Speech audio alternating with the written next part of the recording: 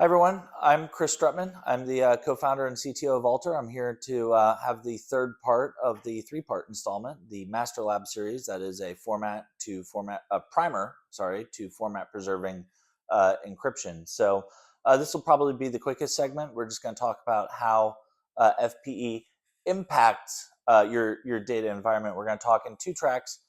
First, in the technical track and the tactical track, and second, in the business outcome environment. There's a lot of things to consider. FPE as a whole, if you don't do it right, to be totally honest with you, can be relatively traumatic for your environment. You have all this plain text data, all these things are connecting to your database. Suddenly the plain text data, guess what, is no longer plain text. Tools are all really good to make it as transparent as possible, but you need to be prepared for what's going to happen, both positive and negative. So let's consider some of those things. So the first thing I wanted to talk to you about today is really the functional and tactical impacts. Performance, for example, is kind of the first thing I wanted to address. It's the first question that always comes up. Every prospect engagement, every customer that takes an interest in FPE, they all say, well, how does it work performance-wise? We measure ourselves in microseconds, single-digit microseconds. So those are thousandths of a millisecond, which is a thousandth of a second, so 10 to the minus 6. If you're on the order in single-digit microseconds of 5 to 7 microseconds, you're delivering a really performant solution. But we're going to put a pin in that for a second because there's another thing you have to consider. Microseconds times millions of rows, that means seconds. So 10 to the minus 6 times 10 to the 6, that's a second. So you have to consider that. I'm not going to sit here and tell you you get all of the great things that we've talked about with format preserving encryption for free. There is a performance cost to be paid, but there's a huge mitigation strategy, which is just consider when you actually need the plain text data. Most of the use cases out there, especially the analytical use cases, that you don't need to include that plain text data. You don't need to include it to do a join. We talked about that in the live demo. You'll need to include it to do an aggregation or really any other type of analytical operation. You maybe don't even need it in the result set. So if you don't need it, why are you asking for it? You can do what I always say, which is let the database be really good at being a database. Database doesn't know if it's an email address or if it's a format preserved encrypted email address. It just knows it's text on disk. So let the database be the database and only decrypt when you need it. And then when you do decrypt it, make sure you're picking a solution that's going to meet your performance requirements. Single-digit microseconds, that's a pretty good bar. Cost. The solution pricing is really important. Whatever solution you pick, whether it's Alter or something else, you always need to consider the cost of the solution. Most importantly, total cost of ownership. So look for things that are SaaS-based, multi-tenant, things like that, so that you're not having to shoulder not just maybe a license cost, but also maybe an operation cost either on your rack or in AWS or something like that. Consider the total cost of ownership. And then also, just to be totally honest with you, you need to consider the additional query runtime cost in your projections, especially if you're using a cloud data warehouse like Snowflake.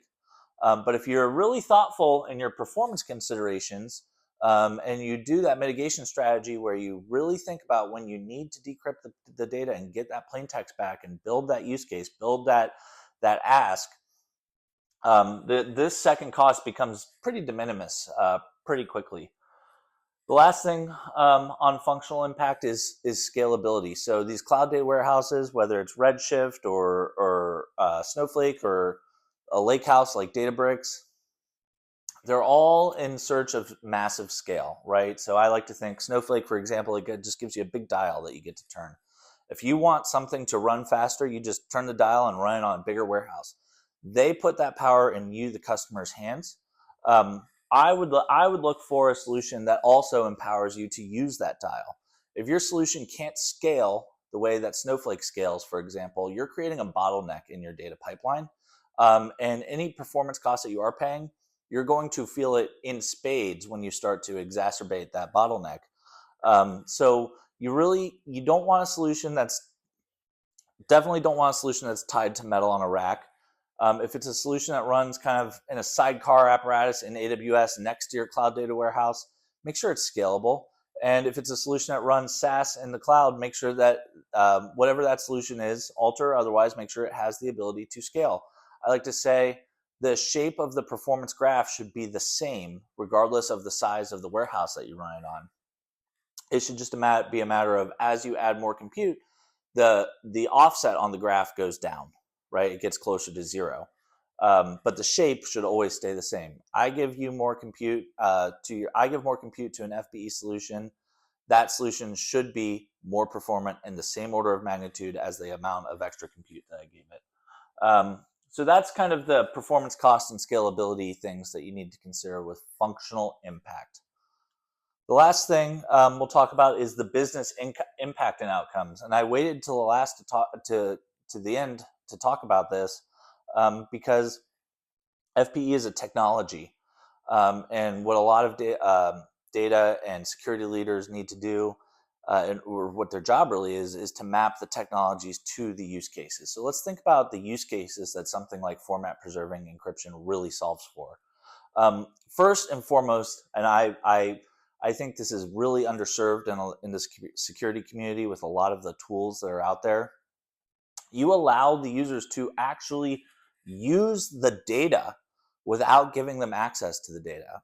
I'm such a big advocate of the determinism property that we put into our product, and some other solutions do as well, but we are definitely the biggest advocate of it. It maintains all of its analytical value. So that means you can run your analytical queries. Most of the time when you do that, you shorten the result set.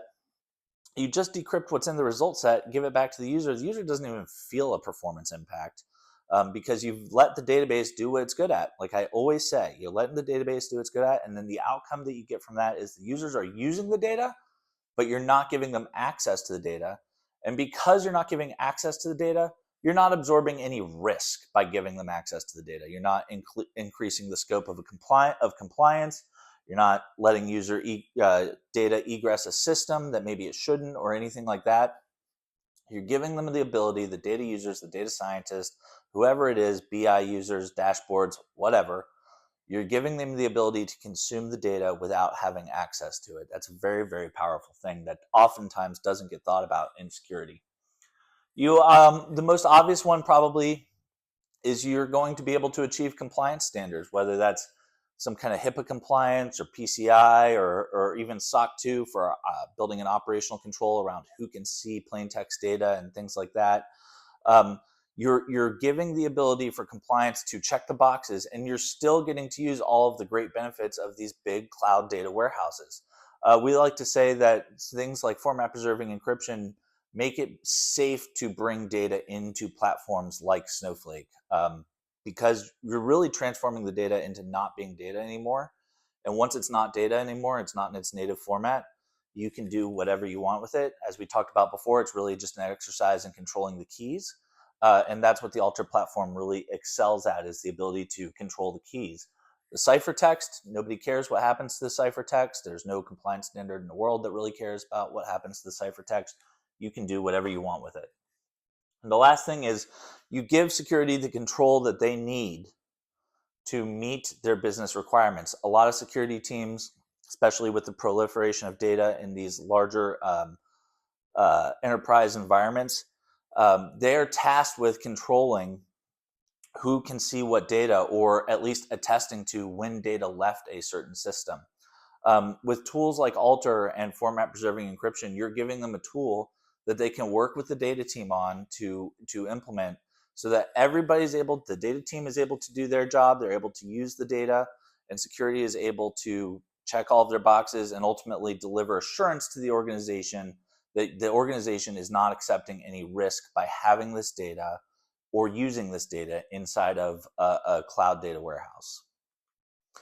So I just wanted to do a quick little recap here. Last thing of what we covered in the three-part segment. The first thing is we talked about what is format preserving encryption. What does it actually mean? How does it work? When do we use it? When do we not use it? The second section, we went through some live demos. We showed how to create keys and how to manage keys and bind them to data. Encrypting and decrypting with ease. If you remember, it's just a simple function invocation you can put into your SQL statement. and then how to get the analytical value out of the data without having to decrypt it. We did a live fire exercise right there in the room.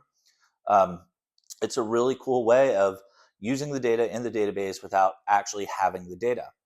And then lastly, we just talked about the impacts, both the technical and the business outcomes. If you didn't see part 1 or part 2, I would strongly encourage you to go back and look at them. They're very small, digestible segments. They have a lot of information, and it all ties into what I just spoke about. And then last thing, if you have any suggestions or other things you'd like to see, always hit the email address. It's fpe1001@alter.com, fpe1001@altr.com. I'm sure I'll be back for more of these MasterLab type things in the future. It's been a pleasure talking to you guys today, and maybe I'll see you at a trade show or something. Thanks, everyone.